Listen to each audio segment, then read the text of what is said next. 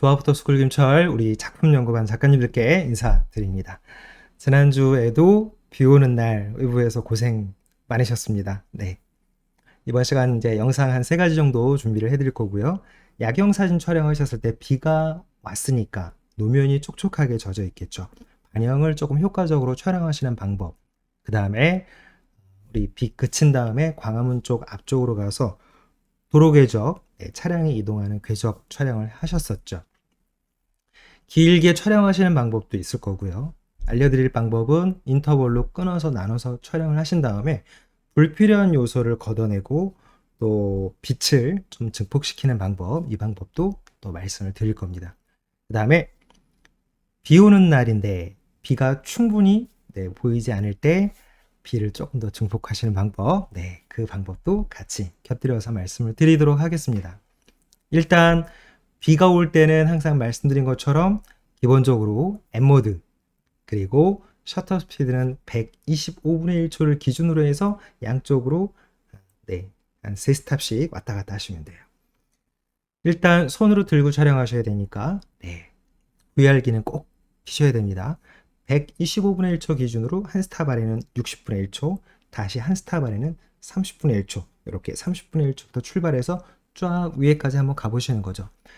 셔터 스피드가 늘어지면 느려질수록 비의 길이가 길어집니다. 30분의 1초, 그 다음에 60분의 1초, 125분의 1초, 그 다음에 250분의 1초, 그 다음에 500분의 1초, 그 다음에 1000분의 1초. 1000분의 1초 가깝게 다가가게 되면 빗방울이 뭉치처럼 딱 정지됩니다. 500분의 1초는 살짝 밀린 듯 아닌 듯 그런 느낌. 250분의 1초는 살짝 땅콩처럼 밀리고요. 125분의 1초는 길게, 그 다음에 60분의 1초는 더 길게, 30분의 1초는 더 길게 이렇게 이제 당기게 됩니다. 자, 반영에 대해서 한번 말씀을 드리도록 하겠습니다. 아래쪽에 이렇게 촉촉하게 분수가 있는 곳 또는 비가 오면 주변 바닥이 노면이 촉촉하게 젖어 있죠.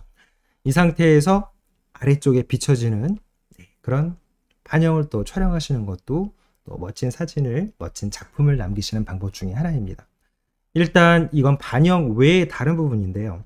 지금 이 사진은 셔터 스피드가 800분의 1초입니다. 거의 1000분의 1초에 가깝게 다가왔죠.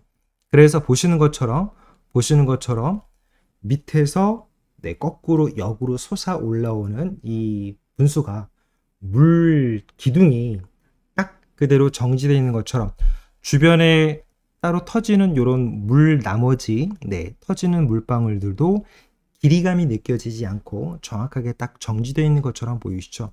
바로 이 부분입니다.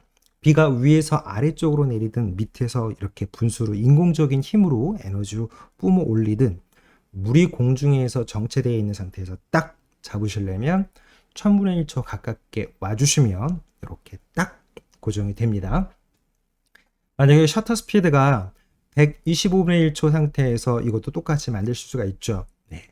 셔터 스피드가 800인데 셔터 스피드를 더 느리게 한다면 더 밝아질 테니까 다른 거는 그대로 두시고 감도를 다운을 시키면 똑같은 노출을 또 만드실 수가 있죠. 일단 이제 우리 작가님들 노출 관계에 대해서 셔터 스피드가 바뀌었을 때 조리개 값을 바꾸셔야 되는지 또는 감도를 바꾸셔야 되는지 그 적정치를 찾아주시는 그런 관계는 이미 중상급 레벨이시니까 그거는 큰 문제가 없으실 줄로 압니다. 자, 반영되어 있는 상태 한번 볼게요. 촬영하실 때 비가 와서 물이 이렇게 연못처럼 갇혀져 있는 상황이 아니라 노면이면 비가 그치면 어쨌든 표면에 아스팔트이든 콘크리트 바닥이든 비가 온 다음에 안쪽으로 투습되게 됩니다. 그러면 촉촉하게 고여있는 상태가 아니라 이제 눅눅하게 아래쪽으로 물이 이제 스며드는 거죠. 지면 속 안으로 스며들게 됩니다. 그래서 위에 올라와 있는 상태에서 앵글 범위를 작가님들이 촬영하신 시점이 너무 높게 되면 물이 완전히 연못처럼 이게 가둬져 있는 상황이 아니라면 반영을 잡기가 좀 어렵습니다.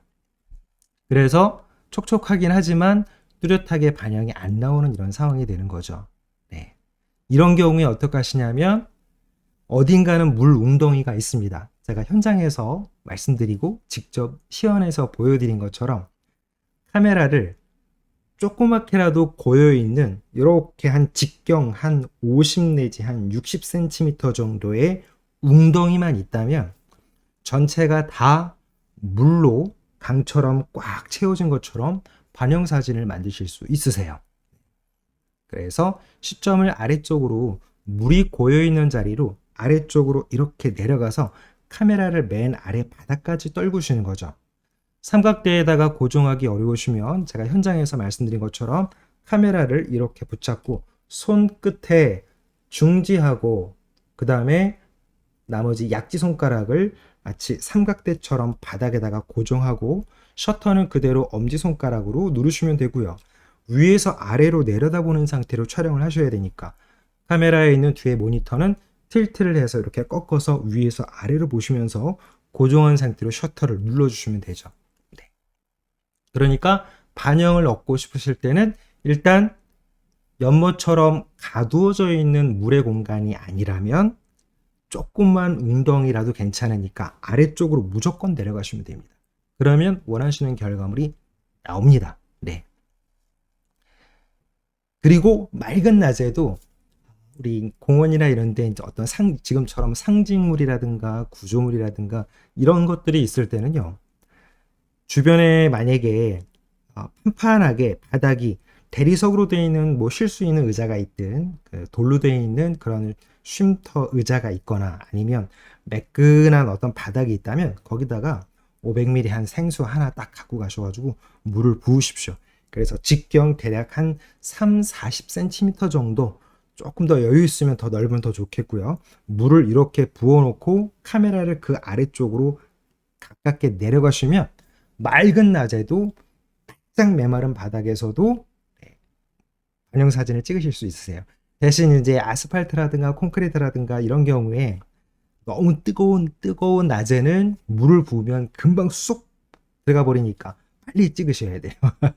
아니면 표면이 매끈하게 이렇게 그 폴리싱이라고 하죠.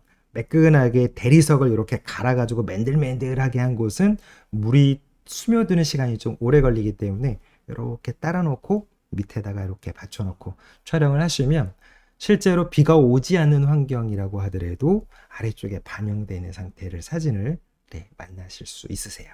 네, 어렵지 않습니다. 네. 그리고 삼각대처럼 손으로 고정하실 거니까 셔터 스피드도 너무 고민하지 않으셔도 되고요. 짧게 만약에 찍으셔야 된다고 하면 어두운 환경이라면 감도를 좀 끌어올리시고 너무 많이 노이즈가 생기지 않도록 조리개를 개방하셔도 괜찮습니다. 네.